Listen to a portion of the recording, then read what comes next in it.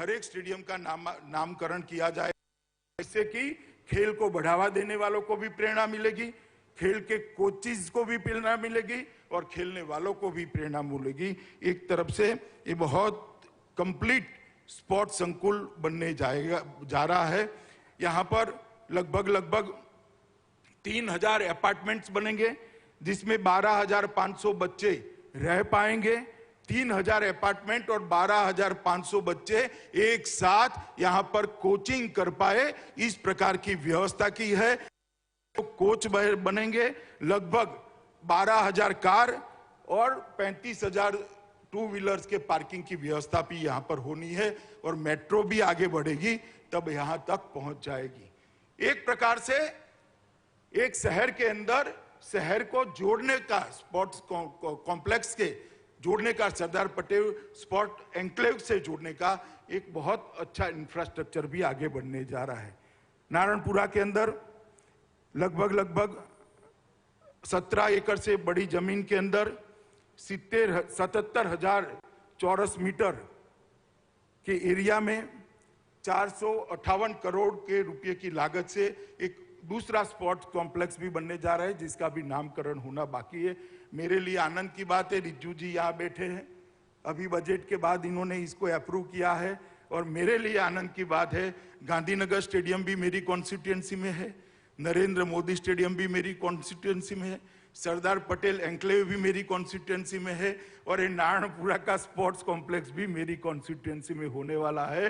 तो पूरा खेल का इंफ्रास्ट्रक्चर गांधीनगर लोकसभा क्षेत्र में होने वाला है, इसका मुझे बहुत आनंद है। एथलेटिक स्टेडियम बिल्डिंग वहां पर एक बनने वाला है, जिसके अंदर अलग अलग प्रकार के 33 खेलों को खेला जाएगा। मल्टी स्पोर्ट्स स्टेडियम भी वहां पर बनने वाला है। टेनिस स्टेडियम बहुत बड़ा इंटरनेशनल स्टैंडर्ड का बनने वाला है। एक्वेटिक स्टेडियम बिल्डिंग भी वहां पर एक बनने वाला है। स्विमिंग पूल की भी सारी व्यवस्थाएं वहां पर बनने वाली है और कुल मिलाकर वहां पर भी 6,000 वाहनों के पार्किंग की व्यवस्था भी करी है। ये सारी सुविधाओं को विजुलाइज कर संकलित किया गया है, जिससे रिपीटेशन भी न हो, अंतर्राष्ट्रीय स्तर की भी बने। और जब कोई अंतर्राष्ट्रीय स्पर्धा के लिए अहमदाबाद शहर को और भारत को बिडिंग करना है, तब वो 50 किलोमीटर के दायरे में जो अंतर्राष्ट्रीय स्तर का मानांक माना गया है, ये सारी सुविधाएं 50 किलोमीटर के दायरे में भी होगी। इसकी ट्रांसपोर्टेशन की भी व्यवस्था होगी। एक संपूर्ण दूरदर्शिता के साथ अहमदाबाद के अंदर इतने बड़े स्पोर्ट सुविधाओं का आज भूमि पूजन, लोकार्पण सब होने जा रहा है। मित्रों, मैं आज इतना जरूर कहना चाहता हूं, मैं मोदी जी के साथ 2003 से काम कर रहा हूं, वैसे तो 2080 से काम कर रहा हूं, मगर मोदी जी मुख्यमंत्री बने और मैं उनकी मंत्रिमंडल का सदस्य था। वो वहां पर प्रधानमंत्री बने, मैं पार्टी का राष्ट्रीय अध्यक्ष बना। आज दूसरी बार वो प्रधानमंत्री बने, मैं उनकी मंत्रिमंडल में उनका साथी नाते काम करता हूं। मित्रों, उन्होंने हमेशा कहा है कि जब तक खेल में युवा आगे नहीं बढ़ सकता है, देश के लिए युवा कुछ नहीं कर सकता है।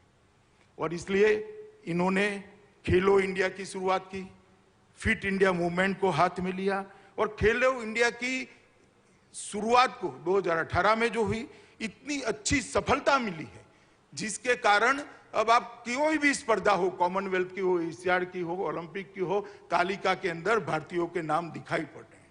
एक पारदर्शी चयन की प्रक्रिया बनाई, इनके कोचिंग की व्यवस्था करी, इनको उचित कैलोरी में, उचित मात्रा में आहार मिल पाए, इसके लिए दुनिया भर के एक्सपर्ट को भारत सरकार ने रखा और एक बजट के अंदर मस्त मोटी बढ़ोतरी कर स्पोर्ट की सुविधाओं को बढ़ाने का काम करा और तहसील तक स्पोर्ट्स को नीचे तक, तहसील तक परकोलेट करने के लिए उन्होंने बहुत पेन लेके आगे बढ़े हैं। और मैंने इस बात को बहुत नजदीक से देखा है और देश में एक स्पोर्ट्स यूनिवर्सिटी भी मणिपुर में उन्होंने बनाई, नॉर्थ ईस्ट स्पोर्ट्स में सबसे आगे होता है, वहां पर बनाई और आज अहमदाबाद में पूरी स्पोर्ट्स की सुविधाएं बनने जा रही है। मैं मानता हूं मित्रों कि ये दिन अब दूर नहीं है कि आने वाले दिनों में एशियाड हो या ओलंपिक हो, हमें हमारे लोगों, खिलाड़ियों के नाम हर तालिका के अंदर सिल्वर, गोल्ड लेते हुए नजर आए। वो दिन भारत के लिए बहुत नजदीक है। आने वाले 8-10 साल में ही इस सुविधाओं से खड़े हुए खिलाड़ी दुनिया के अंदर अपना जज्बा दिखाते हुए भारत माता को सम्मान दिलाने का काम करेगा। मित्रों, मैं आज यहां से देश भर के युवाओं को अपील करने भी आया कि मोदी जी जब से प्रधानमंत्री बने तब से उन्होंने देश का सम्मान दुनिया में बढ़ाया है और अब उन्होंने आत्मनिर्भर भारत का नारा दिया है।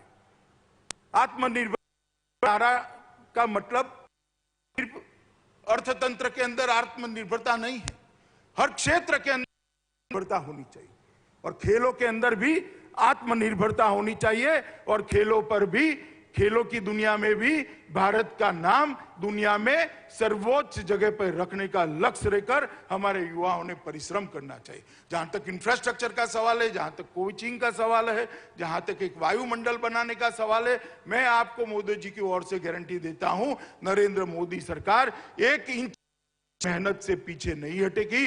चाहे इंफ्रास्ट्रक्चर देने की बात हो, चाहे वायुमंडल देने की बात हो, चाहे प्लेटफॉर्म देने की बात हो, मगर हमारा युवा आए, खेलों को अपनाएं, खेलों को अपनी कैरियर बनाएं और आगे बढ़े और दुनिया में, खेलों की दुनिया में भारत का नाम रोशन करे।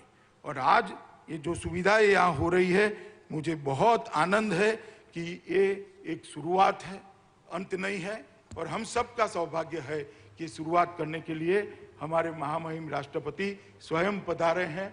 उनके प्रेरणा से, उनके करकमलों से आज जो यहाँ पर काम शुरू हो रहा है, ये निश्चित ही दुनिया में भारत को यश दिलाएगा, दुनिया में भारत को विजय दिलाएगा और मोदी जी का जो आत्मनिर्भर भारत का सपना खेलों के क्षेत्र में भी होंगे।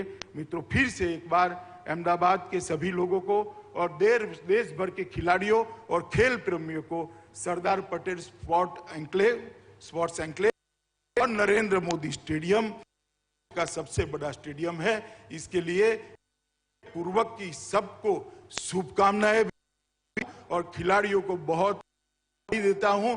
और जो 650 स्कूलों के बच्चे यहाँ खेलने आने वाले हैं, उनके माँ बाप, उनके अभिभावकों को भी मैं अपील करना चाहता हूं कि बच्चे को मैदान में खेलने दीजिएगा, मिट्टी के अंदर छोड़िएगा, तभी जाकर वो सफल नागरिक बन पाएंगे।